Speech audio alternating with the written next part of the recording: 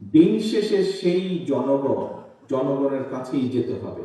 জনগণ যদি মুখটা ফিরিয়ে নেয়, আপনার আমার কিন্তু কোনো স্থান নেই। যত বড় যাই হই না কেন, আমরা নিজেরা যত বড় যাই না কেন, কারা চলে আসবে, কি চলে আসবে আমরা জানি না। তবে আজ যাই হোক, সেটা আপনাদের কারো জন্য ভালো হবে না, আমাদের কারো জন্য ভালো হবে। সামনের নির্বাচন এত সহজ নয় আপনারা যত সহজ ভাবছেন। নিজের মনে যতই বড়াই করুন, আরে বিএনপির তো শাখা প্রশাখা একদম গ্রাম পর্যন্ত আছে, অন্যদের কি এত আছে? এত বড়াইয়ের কিছু নেই। জনগণ যখন ক্ষিপ্ত হয়, জনগণ কিভাবে স্বৈরাচারকে খেয়ে দিয়ে দেশ থেকে পালিয়ে যেতে বাধ্য করে। সহকর্মীবৃন্দ, মাত্র কদিন আগে, এখনো চোখের সামনে জল জল করছে সেই উদাহরণ। এখনো সময় আছে। আসুন আসুন আসুন, আমরা জনগণের পাশে থাকি, জনগণের সাথে থাকি। আমাদেরকে অন্যায়ের বিরুদ্ধে প্রতিরোধ করতে হবে। আমাদেরকে এমন ভাবে দাঁড়াতে হবে যাতে জনগণ বোঝে যে আমরা তাদের সাথে আছি, জনগণ বোঝে আমরা তাদের পাশে আছি, জনগণ বোঝে যে জনগণ যেভাবে চায় আমরা সেভাবেই আছি, জনগণের প্রত্যাশা অনুযায়ী আমরা সেভাবেই তাদের পাশে আছি। একটি রাজনৈতিক গণতান্ত্রিক রাজনৈতিক দল হিসেবে আমরা তো এক্সপেক্ট করবই, এবং শুধু এটা আমাদের এক্সপেকটেশন বা আশা না। এই অধিকারটিকে বঞ্চিত করা হয়েছিল গত এক যুগেরও বেশি সময় ধরে, এবং এই অধিকারকে প্রতিষ্ঠিত করার পক্ষে বাংলাদেশের প্রত্যেকটি মানুষ সচেতন, প্রত্যেকটি গণতান্ত্রিক মানুষ। কি সেটি? সেটি ভোটের অধিকার, ভোটকে প্রতিষ্ঠিত করা। ভোটই একমাত্র, ভোটের অধিকার একমাত্র জবাবদিহিতা তৈরি করতে পারে।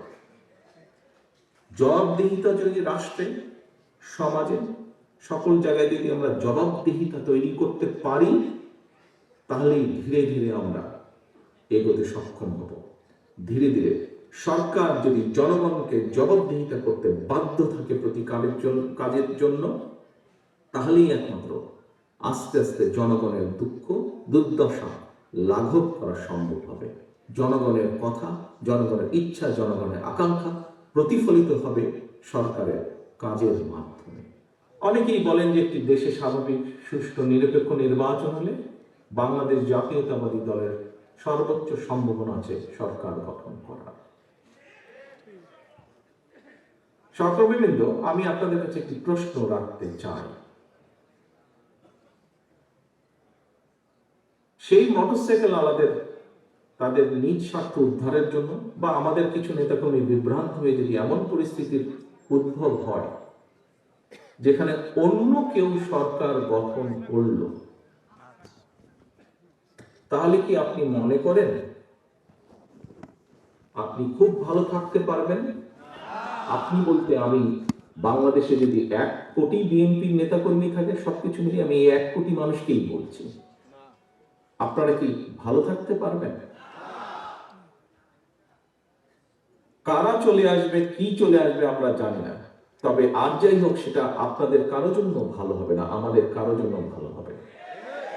প্রিয় সহকর্মীবৃন্দ, কোনো কারণে যদি অন্য কেউ সরকার গঠন করে, একজন রাজনৈতিক কর্মী হিসেবে আপনার এতটুকু চিন্তা, এতটুকু সেন্স থাকতে হবে, অন্য কেউ যদি সরকার গঠন করে, বাংলাদেশের রাজনৈতিক প্রেক্ষাপটেই হোক, আন্তর্জাতিক রাজনৈতিক প্রেক্ষাপটের ক্ষেত্রেই হোক, সেটা কি দেশ এবং জাতির জন্য খুব ভালো হবে?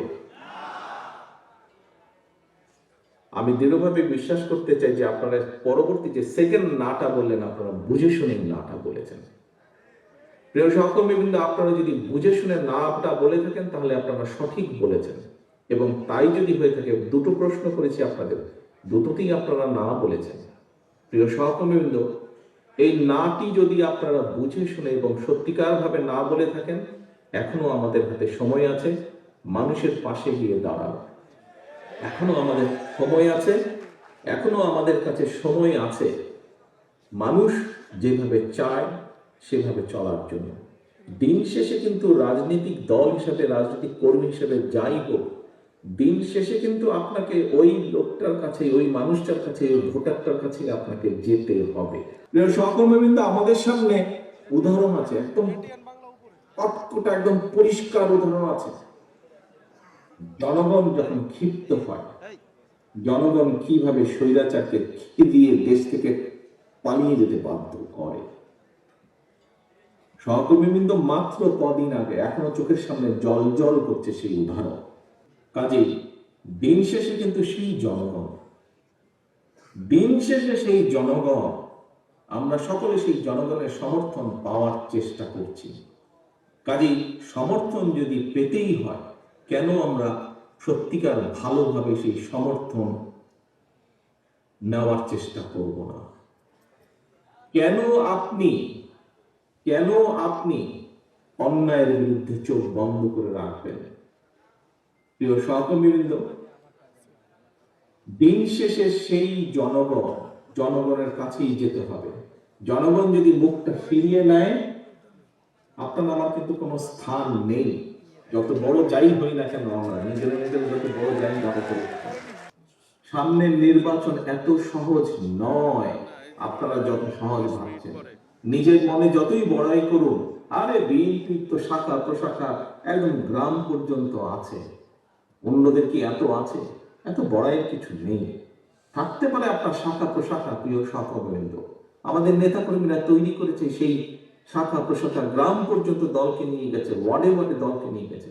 কিন্তু তারপরেও জনগণ ম্যাটার্স, জনগণ ম্যাটার্স।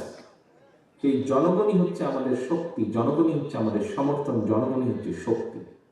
জনগণের সাথে না থাকলে জনগণ 5ই আগস্ট দেখিয়ে দিয়েছে।